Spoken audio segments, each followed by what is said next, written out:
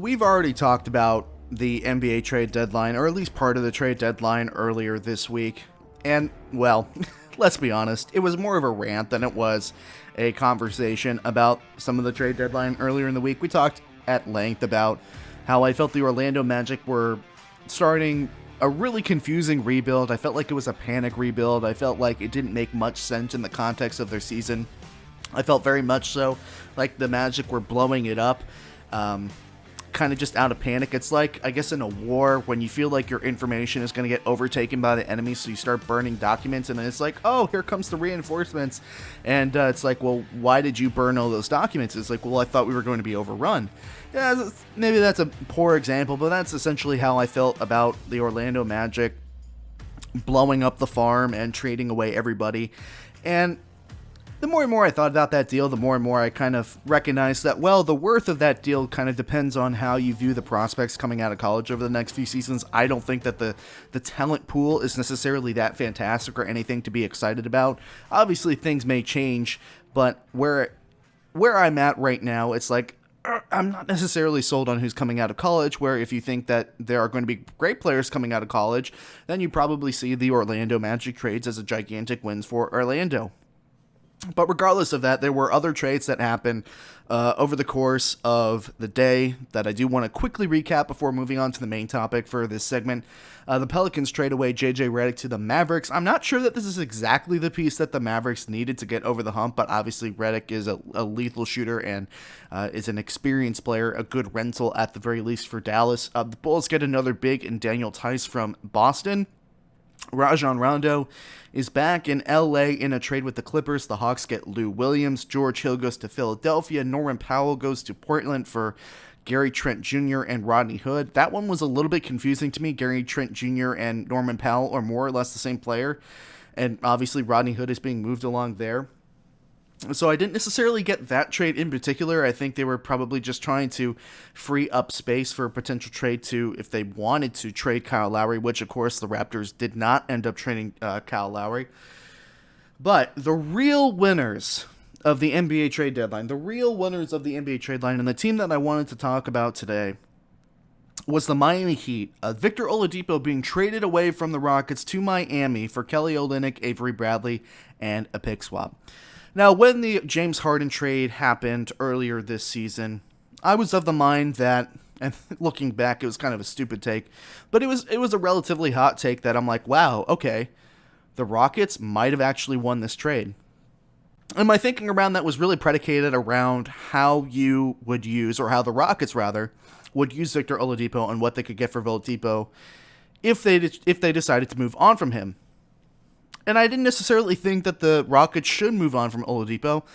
Oladipo has been wanting a home. That's all really Oladipo has been wanting, is a place that he can be that guy or the number two guy and stay there for a substantial amount of time, because he's been bouncing around the league. He's gone from Orlando to Indiana to Oklahoma City, now to Houston, and now to Miami. So he's really just looking for that home. And I felt like, you know, if you're trading Karis LeVert away for Oladipo and you keep Oladipo plus the first round picks, then that's not exactly so bad. And that was, of course, before, you know, DeMarcus Cousins was released by the Rockets. John Wall was playing extremely well. Christian Wood wasn't hurt yet. But now we're sitting here and Oladipo has been traded to Miami, which when I think about a month ago, I made a video saying, okay, well, what should the Rockets do with Oladipo after he turned down their contract extension? And I said, look, Miami and Oladipo are a couple of entities that have been flirting with each other nonstop for a couple of seasons now. Don't be surprised if he goes to Miami, and voila, he's in Miami now. But I really kind of just want to praise Pat Riley here for his job at the trade deadline. And, you know, if it wasn't 9 o'clock in the morning right now, I would love to give a large and loud round of applause for Pat Riley for being the godfather of basketball. He has done it again. Not only has he gotten Victor Oladipo, which will be a valuable addition to a team by itself, a team that really is starting to gel at the right time, a team that has multiple superstars or multiple players on the verge of superstardom. And not only are you going to add Victor Oladipo to that roster, but you were able to get him without trading away Duncan Robinson and Tyler Hero, which are your two young upstarts that are really the I don't necessarily the young life and blood of the Miami Heat. And it's just really smart business by Riley. You're selling away Avery Bradley, who's been hurt most of the season, and you're selling away Kelly Olynyk, who has probably had one of his better seasons because he's gotten more playing time this season. So you're selling away Kelly Olynyk at a high point to be able to trade for Victor Oladipo, and you only have to give up the rights to your first-round pick. It's actually a pick swap. So not only do you have to not forfeit away that first-round pick and just make it a pick swap, but you're trading away a player that you didn't necessarily need who was having a good season, and you're trading away a player that you signed during the offseason and has been hurt most of the season.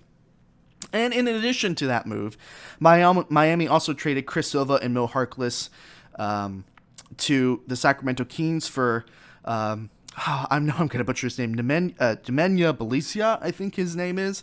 Either way, the Miami Heat have really been in desperate need of a 4 or 5 to spread the floor and shoot threes. Now, Bjelica has had a disappointing season, so I mean the Heat are kind of buying low here.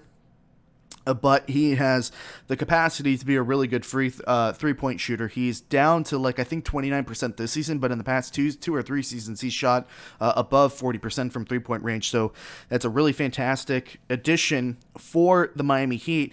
As soon as they traded for Bjelica, however, they kind of lost out on the LaMarcus Aldridge sweepstakes. I mean, LaMarcus Aldridge, although he's not that good of a shooter from three-point range, that's kind of like the idea of the role that LaMarcus Aldridge would have been filling in Miami. But regardless of that, and then the final piece to complete the trade trifecta for Pat Riley and the Miami Heat during this trade deadline was Myers Leonard to the Thunder for Trevor Ariza, which is obviously a great 3-and-D player, very experienced, very tough player. He's going to fit in, I think, to what the mold of what the Miami Heat are and what they want to be. I think he's going to fit right in. And when you look at all of this, and especially with the way that the Heat have been playing recently, they have lost their last two in a couple of close games. But you take that into account to how they've kind of rekindled their season from the jaws of life. I mean, they were 12-22 at some point. They were playing horrible.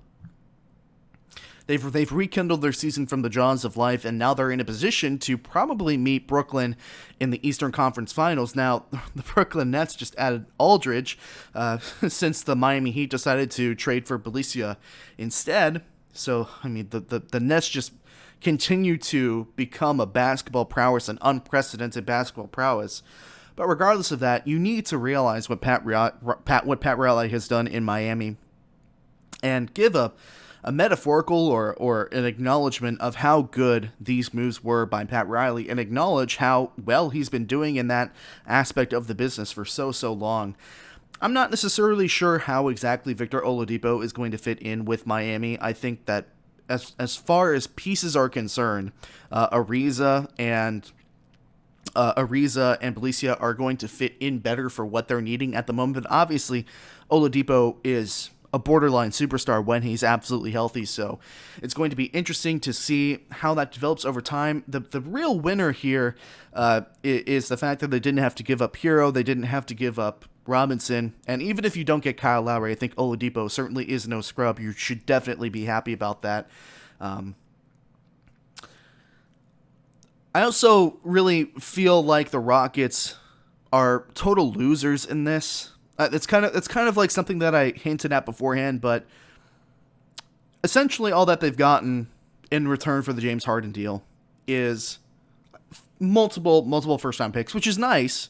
But again, as we started off the segment talking about the Orlando Magic, that value really depends on what you think the next couple of seasons are going to be like when it comes to college prospects.